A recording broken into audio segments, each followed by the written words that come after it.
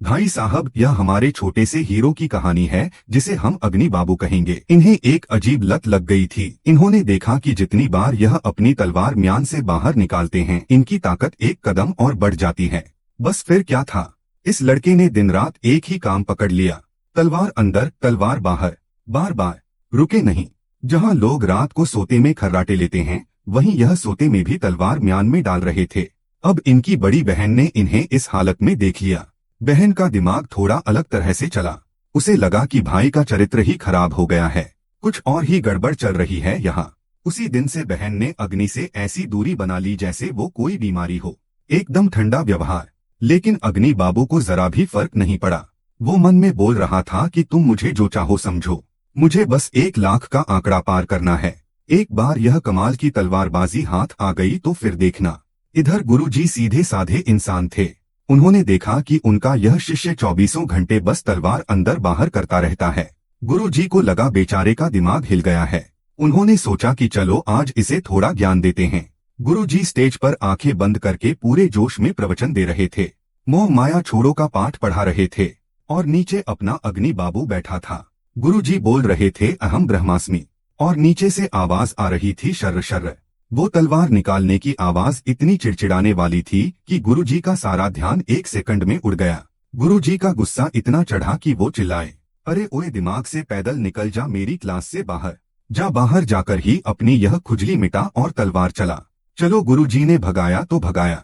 अग्नि को तो वैसे भी अकेलापन चाहिए था। देखते देखते 1 महीना बीत गया और अग्नि बाबू ने भाई साहब 90,000 से ज्यादा बार तलवार निकाल ली थी। अब बस आखिरी के कुछ हजार बाकी थे और तभी विलेन की एंट्री होती है। 3 आश्रमों का बड़ा टूर्नामेंट शुरू हो गया। वहाँ सारे कबीलों के राजा महाराजा और बड़े लोग बैठे थे। लेकिन अग्नि को क्या मतलब, वो वहाँ भी कोने में बैठकर अपनी तलवार अंदर बाहर किए जा रहा था। बाकी सारे लोग हंस हंस कर लोटपोट हो रहे थे। सब आपस में फुसफुसा रहे थे, अरे देखो यह वही है ना जो पूरे इलाके का सबसे बड़ा नल्ला है। इसके पास कोई काम धंधा नहीं है, बस बैठ के लोहा घिसता रहता है। लेकिन अग्नि एकदम इग्नोर मोड में था। वो कह रहा था, हंस लो बेटा हंस लो, जब मेरा मीटर घूमेगा तब तुम्हारी यह हंसी यहीं गिरी मिलेगी। तभी टूर्नामेंट का असली तमाशा शुरू हुआ। सामने वाली टीम का एक गुंडा आया जिसका नाम था लॉन्ग एवटियांग। आते ही वो अपनी छाती कूटने लगा और हमारे आश्रम के लोगों को देखकर बोला, सुनो बे, तुम जितने भी यहाँ बैठे हो, एक से बढ़कर एक चींटियां हो मेरे सामने। किसी में दम है तो आकर मेरे पैर छुए। अब हमारे तीसरे नंबर के भाई से यह बेइज्जती बर्दाश्त नहीं हुई। वो बोले, मैं लूंगा अपने आश्रम का बदला। वो पूरे जोश में रिंग में कूदे। लेकिन किस्मत खराब थी, अभी उन्होंने 2 हाथ दिखाए भी नहीं थे कि उस लॉन एवटियान ने ऐसा मुक्का मारा कि तीसरे भाई सीधे 50 मीटर दूर जाकर गिरे और मुंह से खून आने लगा। यह देखकर वो गुंडा और ज्यादा घमंड में उड़ने लगा। वो छाती ठोककर चिल्लाया, आज जब तक मैं इस रिंग में हूँ, इस आश्रम का एक भी बंदा स्टेज पर कदम रखने की हिम्मत नहीं करेगा। सब के सब कायर हैं। वैसे तो हमारे सबसे बड़े भाई पहले नंबर 1 खिलाड़ी हुआ करते थे। सबको उम्मीद थी कि वो मैदान में उतरेंगे, लेकिन बुरी किस्मत, पिछली लड़ाई में ऐसी चोट लगी थी कि उनकी पूरी ताकत खत्म हो गई थी। अब वो आम इंसानों की तरह बस तमाशा देख सकते थे। अब इस खतरनाक माहौल में जहां सबकी सांसें अटकी हुई थीं, हमारा अग्नि बाबू अपनी ही धुन में मस्त था। उसकी गिनती अब 99,000 के पार जा रही थी। दिल की धड़कनें तेज हो रही थीं। बस कुछ ही बार और। लेकिन स्टेज पर वो गुंडा इतनी बकवास कर रहा था और हमारी टीम की इज्जत का कचरा हो रहा था कि अब बड़ी दीदी से रहा नहीं गया। अपनी जान की परवाह किए बिना वो गुस्से में सीधे रिंग में कूद गईं। हालांकि पूरी भीड़ को पता था कि दीदी की दाल वहां गलने वाली नहीं है, फिर भी वो आश्रम की इज्जत बचाने के लिए खड़ी हो गईं। दीदी का मानना था कि भले ही हमारा आश्रम बुरे दौर से गुजर रहा हो, इसका मतलब यह नहीं कि यहाँ सब नल्ले ही हैं। दीदी खुद को एक मजबूत तलवारबाज मानती थीं, सो वो बिना सोचे समझे उस गुंडे से भिड़ गईं। लेकिन जोश में होश खोने का नतीजा हमेशा बुरा होता है। दीदी ने पूरा जोर लगा लिया, लेकिन वो उस दानव का बाल भी बांका नहीं कर पाईं।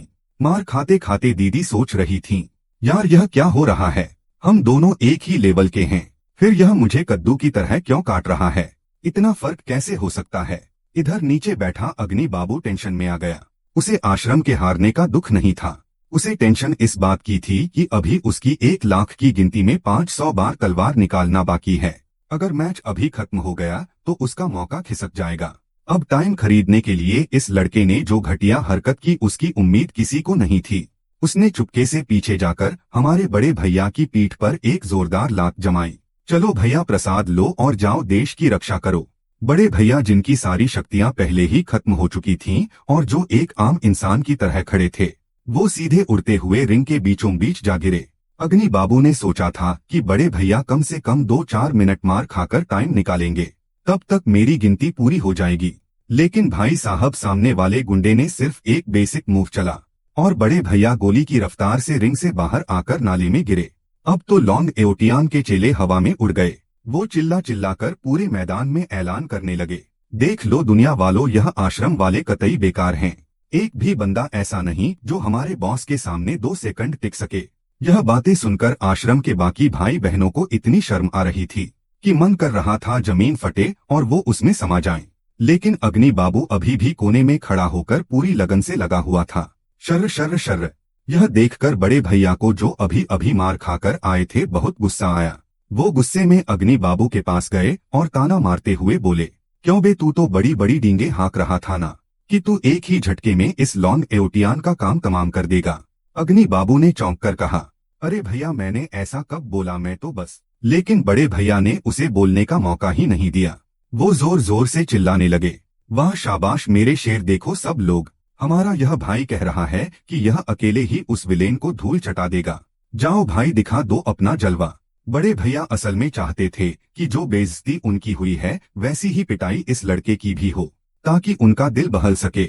अब जब पूरे मैदान के लोग अग्नि बाबू को उम्मीद भरी नजरों से देखने लगे और कुछ लोग मजा लेने वाली नजरों से, तो बेचारे को ना चाहते हुए भी तलवार लेकर रिंग की तरफ बढ़ना पड़ा। उसे स्टेज पर आता देख बाकी गुटों के लोग हंसते हंसते लोटपोट हो गए। अरे भाई देखो, यह 24 घंटे लोहा घिसने वाला पागल आ गया, यह लड़ेगा हमसे। आज तो इसकी ऐसी कुटाई करेंगे कि यह तलवार पकड़ना भूल जाएगा।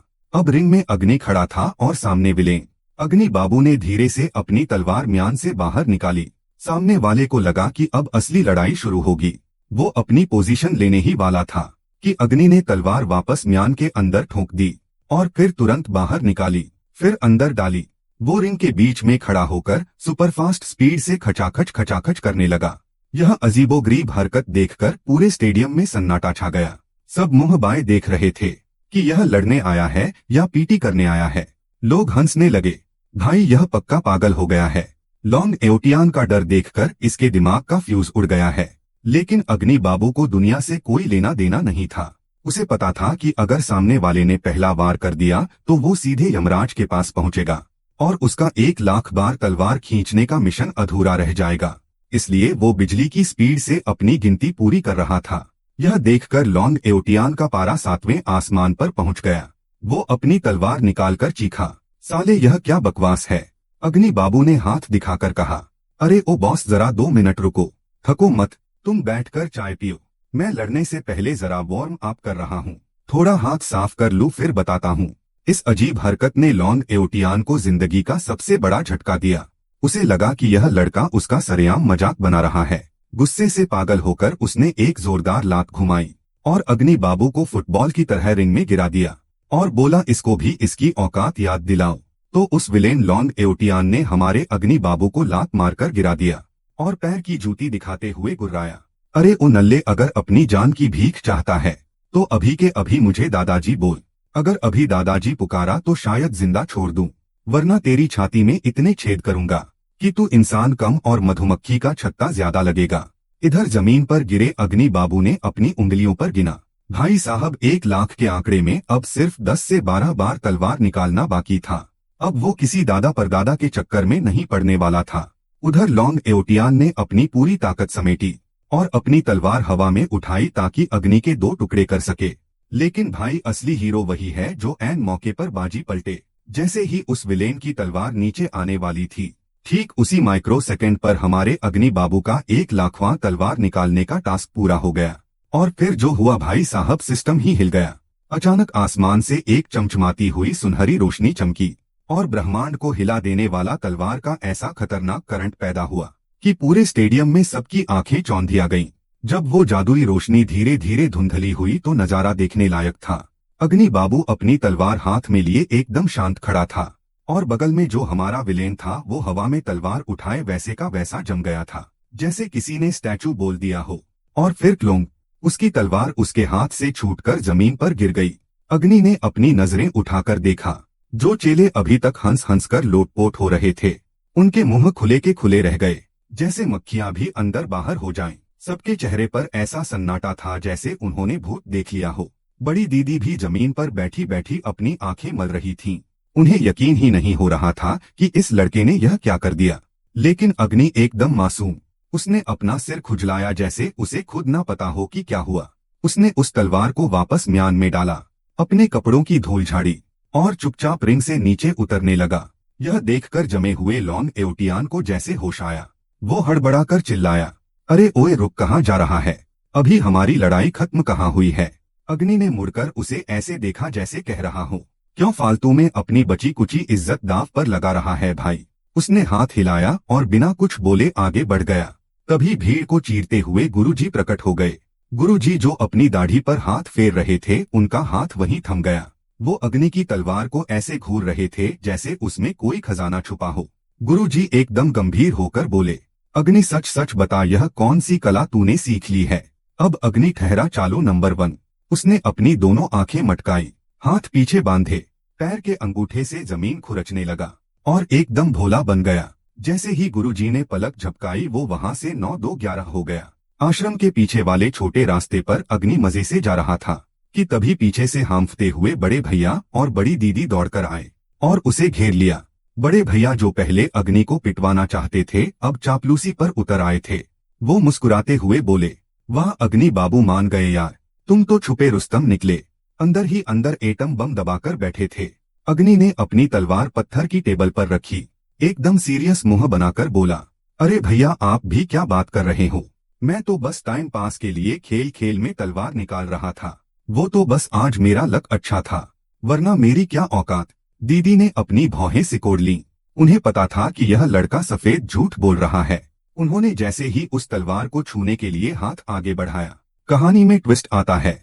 आश्रम के सबसे खुफिया और पाबंदी वाले इलाके यानी नो एंट्री जोन के दरवाजे पर वहां हमारे सबसे बड़े दादा गुरु अपने हाथ में पवित्र डंडा लिए खड़े थे और किसी चेले को बहुत ही गुप्त और गंभीर निर्देश दे रहे थे। वो पहरेदार चेला इतना डर गया कि बात सुनते ही उसने आँख देखा ना था और सीधे उस खुफिया गुफा की गहराइयों की तरफ दौड़ लगा दी। उस खुफिया सुरंग के अंदर वो चेला इतनी तेज रफ्तार से भाग रहा था कि उसकी धोती कुर्ता हवा में लहरा रहे थे और सुरंग की दीवारों पर जल रही मोमबत्तियां और मशालें उसके पीछे बुझने की कगार पर आ गई थीं। आखिर ऐसा क्या राज खुल गया था? तो वो पहरेदार चेला सुरंग के अंदर एकदम बुलेट ट्रेन की स्पीड से भागा जा रहा था। हवा के झोंकों से वहां लगी मशालें और मोमबत्तियां ऐसे हिल रही थीं जैसे अभी बुझ जाएंगी। लड़के के माथे पर पसीने की बूंदें चमक रही थीं और वो सीधा जाकर ध्यान कक्ष के भारी भरकम दरवाजे पर रुक गया। उसने बिना सोचे समझे दरवाजे पर ताबड़तोड़ दस्तक देनी शुरू कर दी। खट खट खट। अब कमरे के अंदर का नजारा देखो। हमारे मुख्य गुरुजी एक कमल के आसन पर पालथी मारकर बैठे थे। उनके चारों तरफ एक हल्की सुनहरी रोशनी चमक रही थी।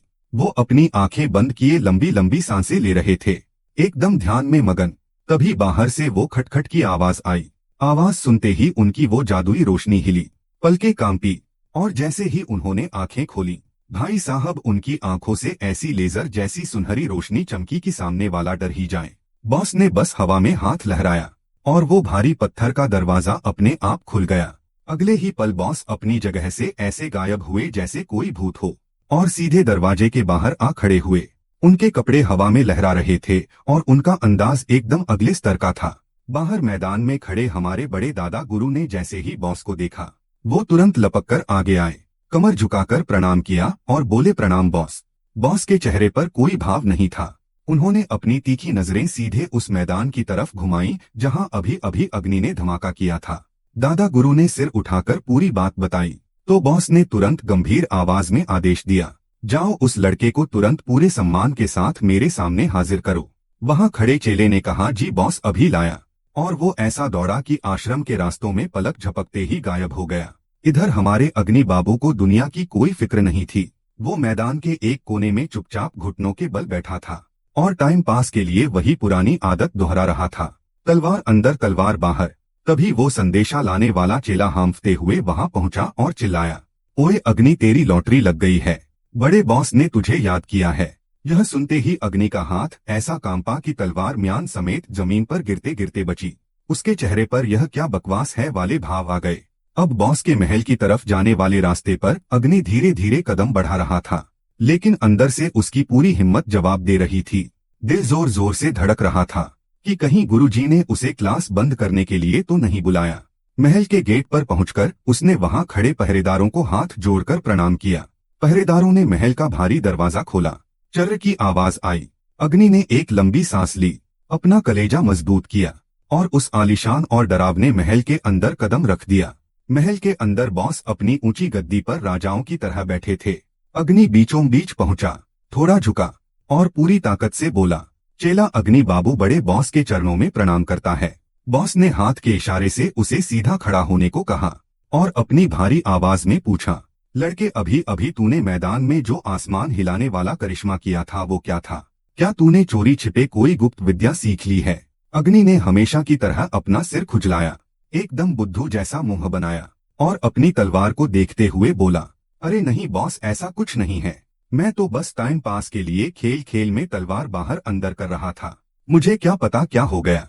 बॉस ने टेबल पर अपनी उंगली से टक टक करना शुरू किया। उनकी नजरें अग्नि को ऐसे स्कैन कर रही थीं जैसे एक्सरे मशीन हो। उन्होंने देखा कि यह लड़का अभी भी नीचे सिर झुकाए बेतरतीब तरीके से तलवार को म्यान में डाल रहा है और निकाल रहा है, बिल्कुल किसी नए सीखने वाले की तरह। अग्नि ने ऊपर देखा और अपनी वही मासूम हंसी हंसते हुए बोला, बॉस आप खुद ही देख लो, अब तो मैं कितनी भी बार तलवार निकालूं कोई रोशनी नहीं चमक रही। वो बस एक बार का तुक्का था। लेकिन बॉस इतने कच्चे खिलाड़ी थोड़े ही थे। वो अपनी गद्दी से उठे और धीरे धीरे चलकर सीधे अग्नि के सामने आकर खड़े हो गए। उनके आते ही हवा में ऐसा खतरनाक दबाव बना कि अग्नि के माथे पर डर के मारे पसीना आ गया। वो हकलाते हुए बोला, बॉस आप मुझे ऐसे मत घूरिए, मुझे बहुत जोर से घबराहट हो रही है। बॉस ने कुछ नहीं कहा, बस अपना हाथ धीरे से आगे बढ़ाया और अग्नि की उस रहस्यमयी तलवार को छूने ही वाले थे कि जैसे ही बॉस ने उस तलवार को छूने के लिए हाथ आगे बढ़ाया, अग्नि के तो होश उड़ गए। उसने तुरंत बिजली की फुर्ती से तलवार को पीछे छुपा लिया और उसके चेहरे पर ऐसे भाव आए जैसे चोर रंगे हाथों पकड़ा गया हो। बॉस ने भी सोचा, अच्छा बेटा हमसे लुका छिपी खेलोगे। उन्होंने अपने शरीर से वो गॉड लेवल वाला दबाव थोड़ा और बढ़ा दिया और एक हल्की सी तीखी शक्ति अग्नि की तरफ फेंकी। अब अग्नि की एक्टिंग देखो। दबाव पड़ते ही उसका चेहरा एकदम सफेद पड़ गया। उसने हाथ से तलवार ऐसे छोड़ दी जैसे उसे बिजली का झटका लगा हो। धड़ाम, तलवार जमीन पर जा गिरी। वो एकदम घबराकर नीचे झुका, तलवार उठाई और रुआसा मुंह बनाकर बोला, अरे बड़े बॉस रहम करो प्रभु, मैं तो एक छोटा सा मासूम चेला हूँ। आपकी इस भयंकर शक्ति को मेरा यह कमजोर शरीर नहीं झेल पाएगा। काहे गरीब की जान लेने पर तुले हो। बॉस ने अग्नि की यह हालत देखी। घबराया हुआ कांपता हुआ एकदम बेचारा सा लड़का। बॉस ने हवा में हाथ हिलाया और अपने मन में सोचा, धत तेरी की, मैं भी किस बेचारे को महान योद्धा समझ बैठा। यह तो बिल्कुल बेकार है। वो ठंडी सांस लेकर बोले, चल छोड़ हट, शायद वो आसमान का चमकना सच में कोई इत्तेफाक ही होगा। खड़ा हो जा अब। यह सुनते ही अग्नि को ऐसा लगा जैसे फांसी के फंदे से बच गया हो। उसने तुरंत सीधे खड़े होकर गहरी सांस ली, मानो कह रहा हो, चलो भाई, जान बची तो लाखों पाए। बॉस वापस अपनी ऊंची गद्दी की तरफ बढ़े और बहुत ही ठंडे लहजे में बोले, देख लड़के, तेरा टैलेंट तो एकदम घटिया और औसत है, लेकिन तू मेहनत पूरी करता है, दिन रात लगा रहता है, इसलिए आगे भी ऐसे ही चुपचाप अपनी प्रैक्टिस जारी रखना, समझा? अग्नि ने तो सिर ऐसे हिलाया जैसे स्कूल का कोई संस्कारी बच्चा हो। उसने अपनी तलवार को छाती से चिपका लिया और एकदम आज्ञाकारी चेला बनकर बोला, जी बॉस, आपकी बात सिर माथे पर। मैं आगे भी पूरी लगन से बस यही काम करूंगा, अच्छे से तलवार अंदर बाहर करूंगा और अपनी प्रैक्टिस करूंगा। बॉस ने हाथ के इशारे से कहा, चल अब जा यहाँ से। अग्नि ने प्रणाम किया और जैसे ही वो महल के दरवाजे की तरफ बढ़ा, उसके कदम एकदम हल्के हो गए और भाई साहब वो सुधरा नहीं। गेट से बाहर निकलते निकलते भी उसने अपनी गर्दन नीचे झुकाई और चुपके से 2 बार और तलवार खचाखच अंदर बाहर कर ही ली। जब वो महल के बाहर जा रहा था तब भी दूर से उसके हाथ की वही हरकत चालू थी। इधर महल के अंदर खड़े बड़े बॉस अपनी दाढ़ी खुजलाते हुए उसकी पीठ को ऐसे घूर रहे थे जैसे सोच रहे हों, यह लड़का सच में पागल है या मुझे बेवकूफ बनाकर गया है। महल के बाहर आते ही अग्नि का असली रूप बाहर आ गया। उसके चेहरे पर एक बेहद शातिर और कुटिल मुस्कान आ गई, जैसी किसी के प्लान के कामयाब होने पर आती है। उसने चोरी से पीछे मुड़कर महल की तरफ देखा और फिर तुरंत सीधे देखने लगा। दूर गेट पर खड़े बॉस अभी भी उसे देखकर गहरी सोच में डूबे हुए थे। अब नजारा बदलता है। गुरुजी के पढ़ाई वाले कमरे में गुरुजी अपनी टेबल पर बैठे हाथ में एक चिट्ठी पढ़ रहे थे और उनकी भौहें सिकुड़ी हुई थीं। बगल में अग्नि खड़ा था, जिसके हाथ की उंगलियां फिर मचलने लगी थीं और वो गुरुजी की नाक के नीचे भी चुपके से शर्र शर्र करके तलवार हिला रहा था। गुरुजी ने जैसे ही चिट्ठी टेबल पर रखी और हल्की सी खांसी की, खू खू, अग्नि का हाथ वहीं का वहीं जम गया। जैसे स्कूल में मास्टर जी के खांसते ही बच्चे सीधे बैठ जाते हैं। गुरुजी ने हवा में हाथ लहराया और टेबल पर जादू से एक पुराना चमकीला लकड़ी का बक्सा प्रकट हो गया। गुरुजी गंभीर होकर बोले, देख अग्नि, वो जो पड़ोस का पीच ब्लॉसम आश्रम है ना, उनसे हमारे रिश्ते बहुत अच्छे हैं। तू जरा यह कीमती सामान का बक्सा वहाँ पहुँचा दे। रास्ते में कोई मटरगश्ती नहीं होनी चाहिए, काम बहुत जरूरी है। अग्नि ने जैसे ही वो चमकीला बक्सा देखा, उसकी आंखें बड़ी बड़ी हो गईं। तो गुरुजी की बात सुनने के बाद अग्नि ने एकदम बड़ी मुस्कान दिखाई, पागलों की तरह हंसने लगा और अपनी छाती ठोकते हुए बोला, अरे गुरुजी, आप भी कतई टेंशन मत लो यार। पूरे इलाके को पता है कि आपका यह चेला नंबर 1 का नल्ला है, जिसे सिर्फ तलवार अंदर बाहर करने के अलावा कुछ नहीं आता। भला मुझ जैसे सीधे साधे और बुद्धू लड़के से कौन दुश्मनी लेगा? कोई मुझे हाथ भी नहीं लगाएगा। गुरुजी ने बेचारे ने अपना सिर पीट लिया। उन्होंने हार मानकर हाथ हिलाया और कहा, चल ज्यादा बकवास मत कर, अब निकल यहाँ से। अब अग्नि आश्रम के मेन गेट पर पहुंचा। वहाँ बड़ी दीदी पहले से ही एक पोटली हाथ में लिए खड़ी थीं। उन्होंने वो पोटली अग्नि को थमाई और बड़े ही प्यार से एकदम नरमी से बोली, देख अग्नि, रास्ता बहुत लंबा और अजीब है, जरा संभल कर जाना। इस पोटली में मैंने तेरे लिए रास्ते का खाना पानी रख दिया है और चोट लग जाए तो कुछ दवाइयाँ भी रख दी हैं। अपना ख्याल रखना। अग्नि ने पोटली पकड़ी और एक बड़ी सी मासूम मुस्कान दी। वहीं बगल में खड़े बड़े भैया क्या कर रहे थे?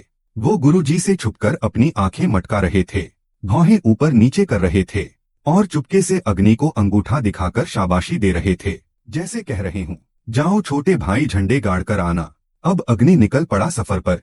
पीठ पर वो भारी भरकम जादुई बक्सा टंगा था, जिस पर साफ साफ अक्षरों में पीच ब्लॉसम आश्रम की सील लगी हुई थी, जो दूर से ही चमक रही थी।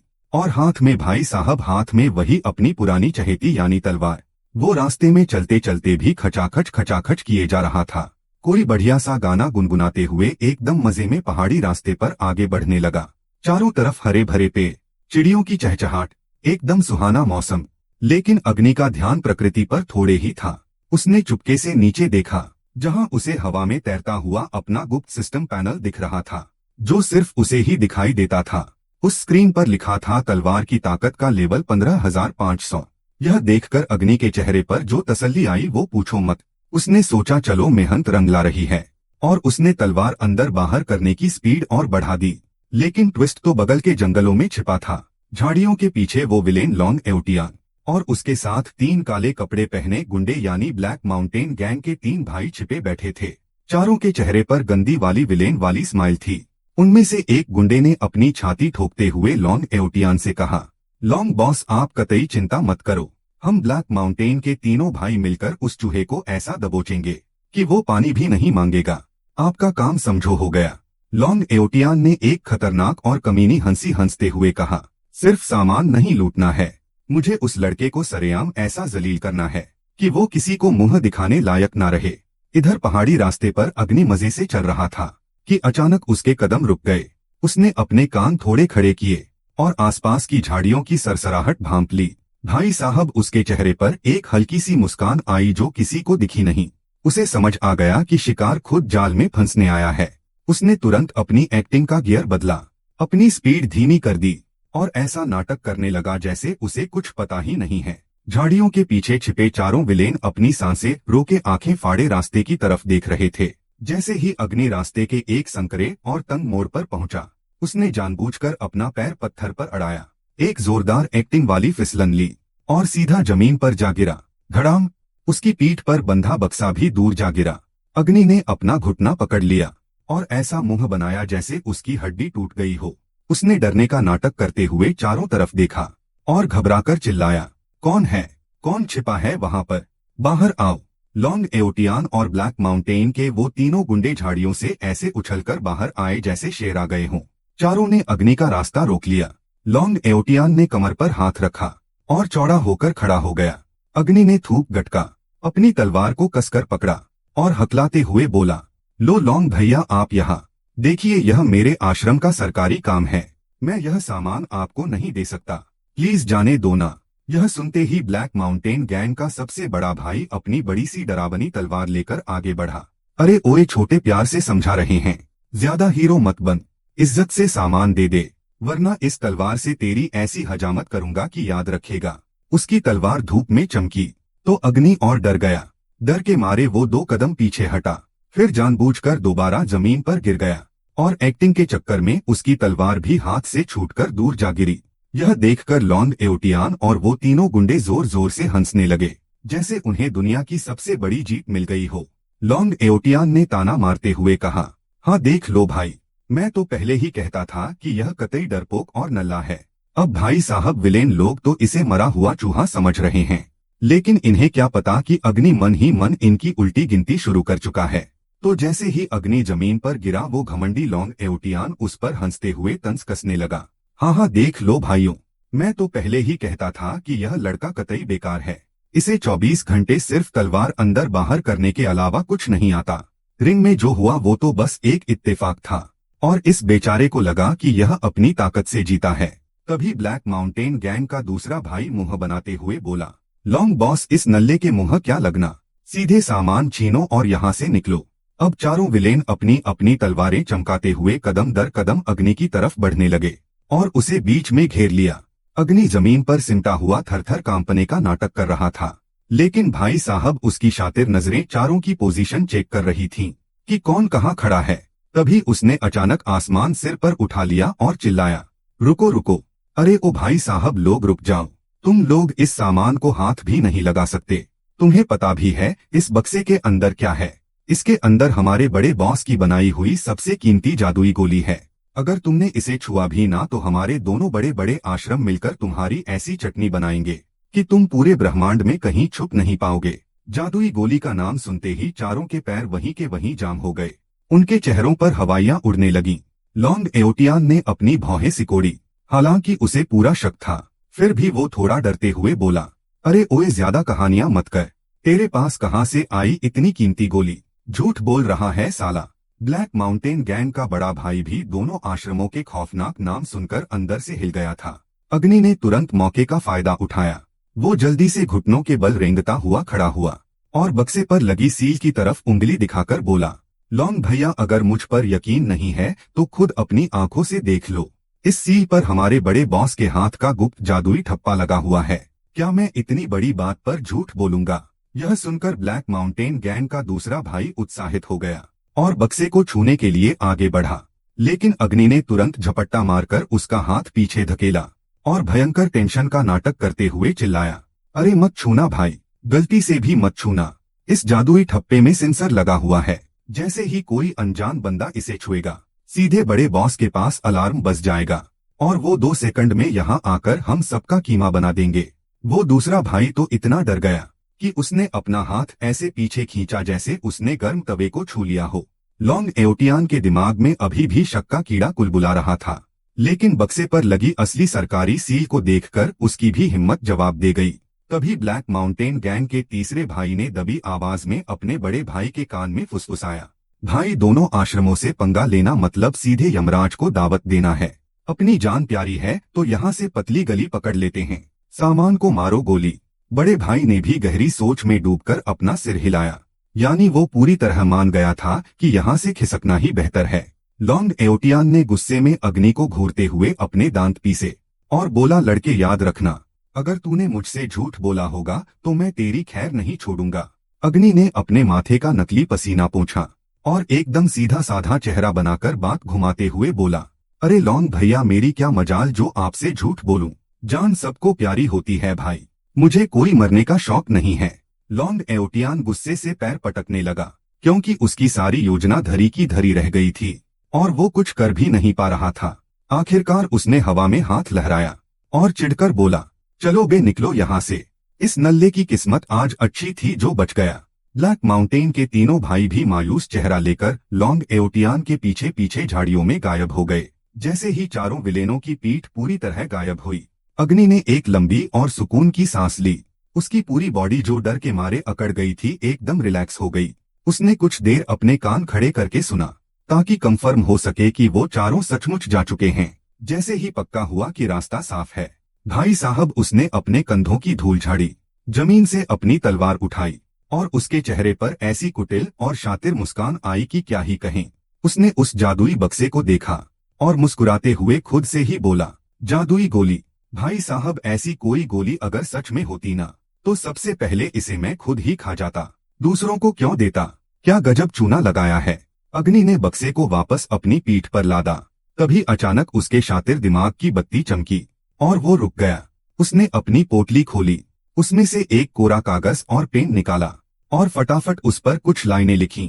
फिर उसने उस पर्ची को रास्ते के किनारे एक बड़े से पेड़ के तने पर चिपका दिया और अपने हाथ झाड़ते हुए आगे बढ़ गया। अब अग्नि फिर से उसी पुराने अंदाज में था, रास्ते पर मजे से चल रहा था और हाथ की स्पीड बढ़ाते हुए तलवार को खचाखच अंदर बाहर किए जा रहा था। और उधर उसकी तलवारबाजी की प्रैक्टिस का स्कोर रॉकेट की रफ्तार से ऊपर भागे जा रहा था। तो भाई उधर स्क्रीन पर उसकी तलवारबाजी का स्कोर 1600 पार कर चुका था। अग्नि एकदम मस्त मोड में गाना गुनगुनाता हुआ पैर मटकाते आगे बढ़ रहा था। लेकिन उधर जंगल के अंदर लॉन्ग एओटियान के दिमाग की बत्ती थोड़ी देर से जली। वो अचानक रुक गया, उसके चेहरे पर गुस्सा आ गया और वो अपने दांत भींचकर बोला, अरे कुछ तो गड़बड़ है भाई। वो नल्ला लड़का पक्का हमारा सरेआम बेवकूफ बनाकर गया है। ब्लैक माउंटेन गैंग का बड़ा भाई भी तुरंत सुर में सुर मिलाते हुए बोला, लॉन्ग बॉस, आप बिल्कुल सच कह रहे हो। भला इतनी बड़ी जादुई गोली वो ऐसे किसी नल्ले को डिलीवर करने के लिए क्यों देंगे। हमारे साथ धोखा हुआ है। चारों ने एक दूसरे को देखा और गुस्से में पैर पटकते हुए वापस उसी रास्ते की तरफ भागे। जब वो चारों भागते हुए उसी पेड़ के पास पहुंचे तो लॉन्ग एओटियान की नजर उस पर्ची पर पड़ी जो अग्नि ने चिपकाई थी।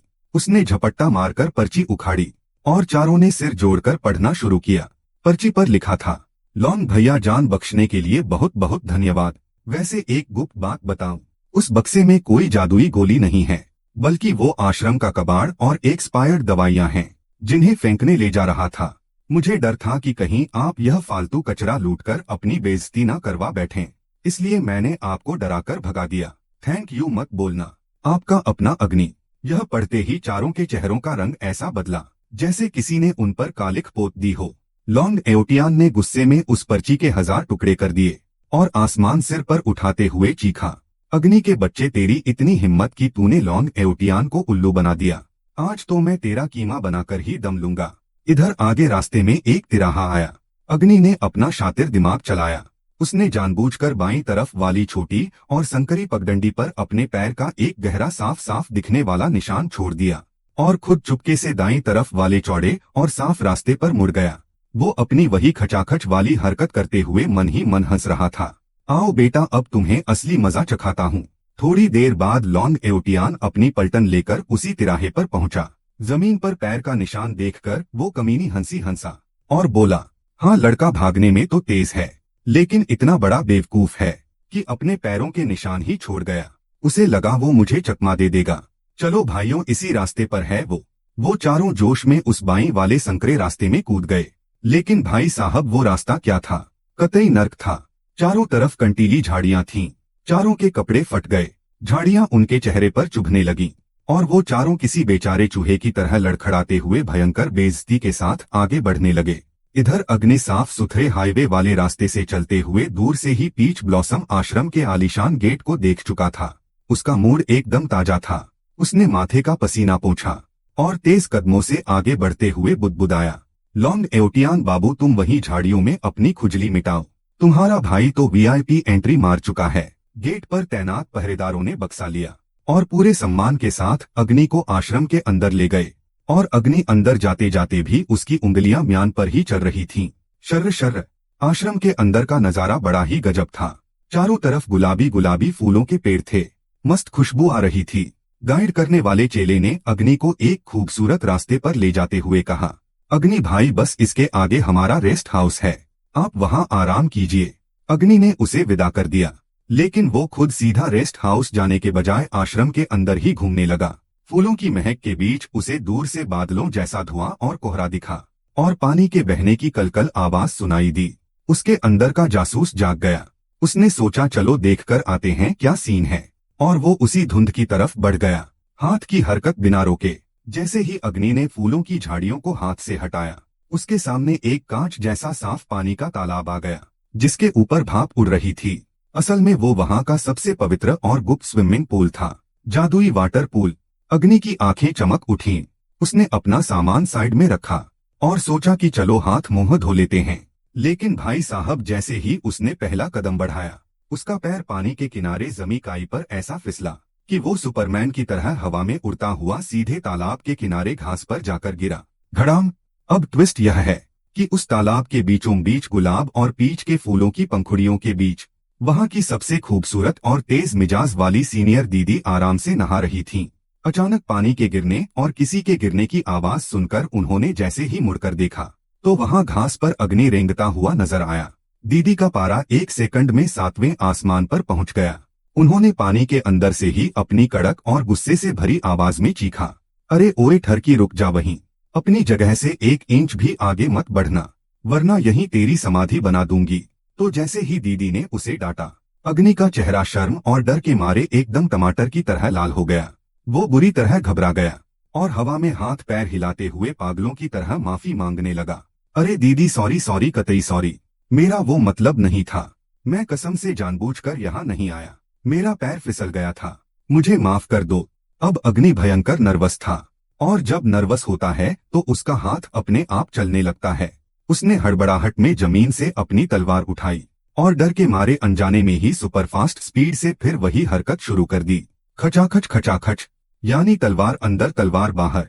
और यह करते हुए वो पीछे मुड़ा और वहां से बुलेट ट्रेन की रफ्तार से दुम दबाकर भागा। मजेदार बात देखो, भागते भागते भी उसका हाथ नहीं रुका। वो तलवार को म्यान में ठोकता और निकालता जा रहा था।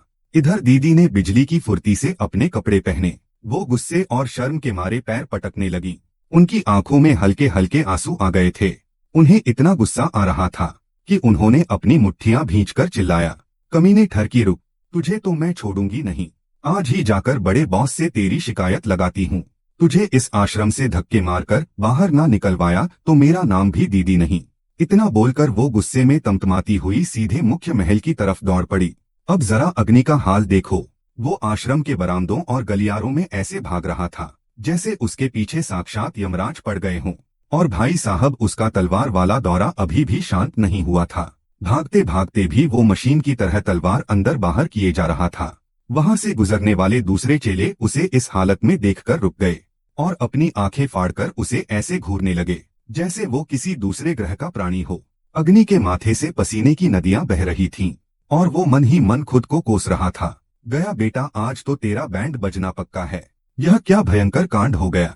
भागते भागते उसे समझ नहीं आ रहा था कि कहाँ जाए। सो उसने आव देखा ना था और रास्ते के किनारे बने एक बड़े से नकली पहाड़ के पीछे छुप गया। पहाड़ के पीछे दुबककर वो अपने दोनों हाथों से सिर पकड़कर बैठ गया। उसका चेहरा एकदम उतर चुका था।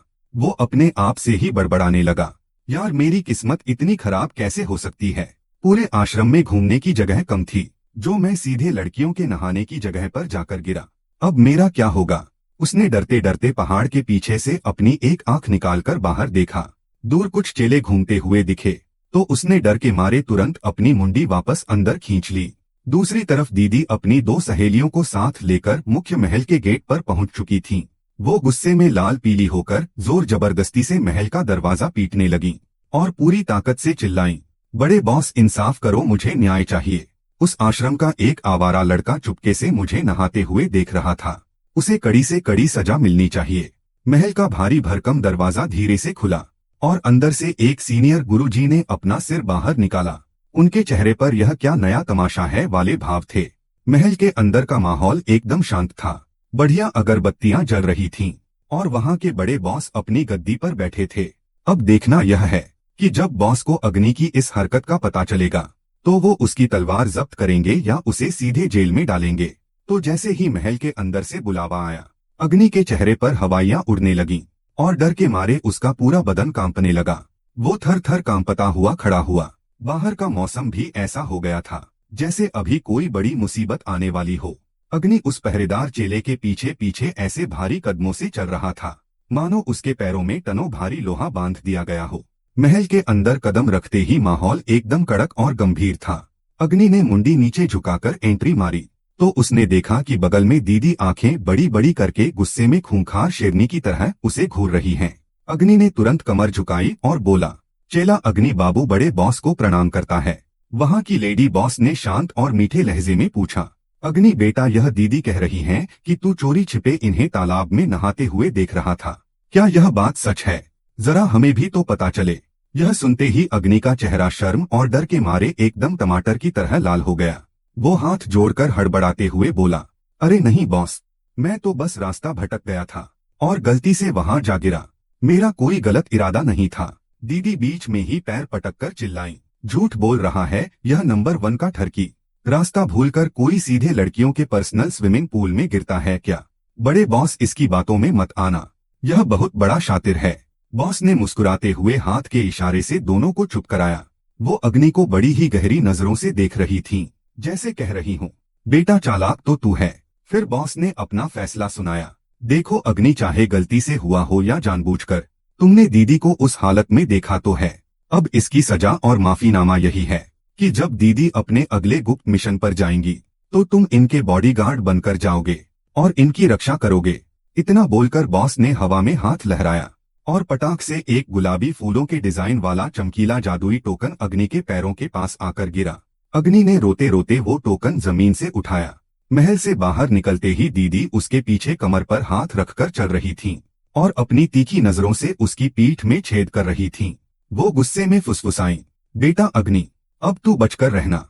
इस पूरे सफर में मैं तेरी ऐसी बैंड बजाऊंगी कि तू अपनी नानी को याद करेगा।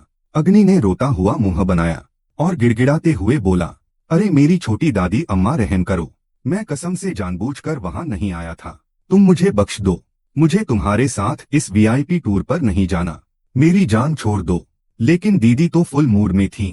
शाम को अग्नि ने अपने रेस्ट हाउस में चुपके से एक छोटी सी पोटली बांधी, उसे अपनी पीठ पर लादा और सोचा कि चलो दीदी के जागने से पहले ही यहाँ से दबे पाँव खिसक जाते हैं। उसने बिल्ली की तरह एकदम धीमे धीमे कदम बढ़ाए और जैसे ही अपने कमरे का दरवाजा खोला और बाहर झांका, सरप्राइज, दरवाजे के ठीक पीछे दीदी पहले से ही हाथ बांधे पूरी तैयारी के साथ खड़ी थीं। वो रास्ता रोककर बोली, क्यों बे ठरकी, भागने का प्लान था? मेरी आंखों से बचकर निकल जाएगा, इतनी तेरी औकात नहीं है। अग्नि ने अपना सिर पकड़ लिया और बड़े ही प्यार से समझाने लगा, अरे ओ मेरी वीआईपी मैडम, मेरी बात सुनो, तुम काहे मेरे पीछे हाथ धोकर पड़ गई हो? बड़े बॉस ने बोल दिया तो क्या जरूरी है कि तुम उनकी हर बात मानो ही? घर पर बैठो, आराम करो ना। दीदी ने अपना पाउट बनाया, नाक ऊपर सिकोड़ी और बड़े ही एटीट्यूड में बोली, मैं बड़े बॉस की बात क्यों ना मानूं? और सबसे बड़ी बात, तूने मेरा मजाक बनाया है। अब मैं 24 घंटे तुझ पर नजर रखूंगी ताकि तू कोई और घटिया हरकत ना कर सके। चल आगे बढ़। अग्नि थककर रुक गया। उसने हांफती हुई दीदी को देखा और आखिरी बार डराते हुए बोला, देख लो दीदी, सच कह रहा हूँ, मेरे साथ चलोगी तो रास्ते में भयंकर मुसीबतें आएंगी। जंगल का रास्ता है, डाकू विलेन मिलेंगे, बहुत तकलीफ होगी, रोना आ जाएगा तुम्हें। अब वो दोनों आश्रम के मेन गेट से बाहर आ चुके थे। ठंडी हवा चल रही थी जिसमें फूलों की खुशबू थी। दीदी ने अपनी छाती चौड़ी की, अपना चेहरा हवा में उठाया और पूरे स्वैग के साथ बोली, मुझे किसी मुसीबत से डर नहीं लगता और वैसे भी मेरे पास बड़े बॉस का वीआईपी जादुई टोकन है। भला किसकी इतनी मजाल जो हमारे रास्ते में आए। तो दीदी ने वो अपना जादुई टोकन हवा में लहराया और एटीट्यूड में बोली, जब तक यह हमारे पास है किसी की हिम्मत नहीं जो हमसे पंगा ले। फिर अचानक उनकी नजर अग्नि के हाथ पर पड़ी जो अभी भी खचाखच किए जा रहा था। दीदी ने अपनी भौहें सिकोड़ी और चिढ़कर पूछा, वैसे एक बात बताओ, तुम 24 घंटे इस बेकार तलवार को अंदर बाहर क्यों करते रहते हो?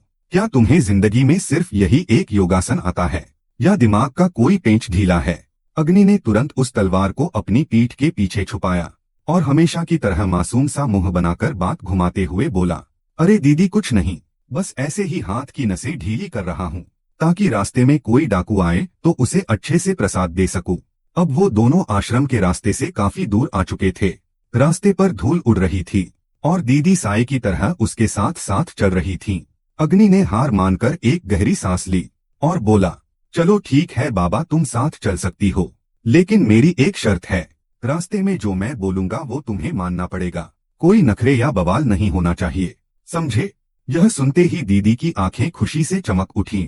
उनके चेहरे पर एक प्यारी सी मुस्कान आई, लेकिन उन्होंने तुरंत खुद को संभाला और अपना एटीट्यूड वापस लाते हुए अकड़कर बोली, अरे ओए, तुम्हारी बात भला मैं क्यों मानूं? मैं तो बस अपने बड़े बॉस का आदेश फॉलो कर रही हूँ, वरना मुझे तुम्हारे जैसे नल्ले के साथ घूमने का कोई शौक नहीं है। अग्नि ने अपनी आंखें ऊपर चढ़ाई, यानी फुल ऑन इग्नोर, और आगे बढ़ गया। रास्ते के किनारे एक छोटा सा पुराना चाय का ठेला था, जहाँ कुछ टूटी फूटी टेबल और बेंच पड़ी थीं। दोनों थक चुके थे तो वहाँ बैठ गए। अग्नि ने चिल्लाकर कहा, ओए उस्ताद, जरा एक कड़क चाय लगाना। चाय आई तो दीदी ने जैसे ही एक घूंट लिया उनका मुंह कड़वा हो गया। उन्होंने तुरंत कप टेबल पर पटका और नाक मुंह सिकोड़ते हुए बोली, शी, यह कैसी घटिया चाय है, कतई उबला हुआ पानी दे दिया। हमारे आश्रम की चाय के सामने तो यह नाले का पानी लग रहा है। अग्नि ने चुपचाप अपनी चाय खत्म की और मन ही मन हंसा। चलते चलते रात हो गई और वो दोनों एक छोटे से चमकदार कस्बे में पहुंचे। वहां एक होटल देखकर वो अंदर गए तो वेटर दौड़कर आया, आइए सर, बताइए कितने रूम चाहिए। अग्नि अभी मुंह खोलकर बोलने ही वाला था, भाई 2 अलग अलग रूम। तभी दीदी ने पीछे से उसका कुर्ता खींचा, उसके एकदम पास आई, इतनी पास कि उनकी सांसें अग्नि के कान पर छू रही थीं, और धीरे से फुसफुसाई, ज्यादा नवाब मत बनो, पैसे बचाओ और सिर्फ एक ही रूम बुक करो। डर काहे का रहे हो, बेड पर मैं सोऊंगी और तुम चुपचाप नीचे जमीन पर चटाई बिछाकर सो जाना, समझे? अग्नि बेचारा सीधे फ्रीज हो गया। कमरे के अंदर का नजारा एकदम साधारण था। अग्नि जमीन पर घास की चटाई पर लेटा हुआ था, लेकिन भाई साहब उसकी उंगलियां अभी भी एक्टिव थीं। वो लेटे लेटे भी धीरे धीरे शर्र शर्र कर रहा था। बेड पर लेटी दीदी को नींद नहीं आ रही थी। वो कभी इस करवट बदलती तो कभी उस करवट। आखिरकार इस खचाखच की आवाज से तंग आकर उन्होंने तकिया उठाया और चिल्लाई,